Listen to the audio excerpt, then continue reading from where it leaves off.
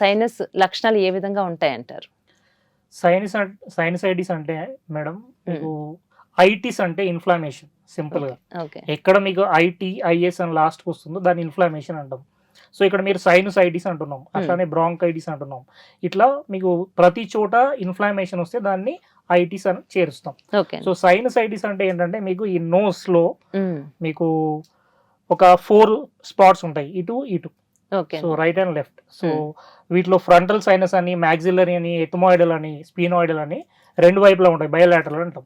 Okay. So generally sinusitis రావడానికి గల reason ఏంటంటే ఉమ్, మీకు ముఖ్యంగా చాలా మందికి ఫంగల్ ఇన్ఫెక్షన్స్ కానీ ఉమ్, లేకపోతే వైరల్ ఇన్ఫెక్షన్స్ కానీ వస్తుంటాయి. వాటిలో ముఖ్యంగా ఆస్పర్జిల్లస్ అని చెప్పేసి ఒక ఫంగస్ ఉంటుంది, ఓకే. అండ్ అడినోవైరస్, రైనోవైరస్ అని చెప్పేసి వైరల్ ఇన్ఫెక్షన్స్ కూడా ఉంటాయి. ఉమ్.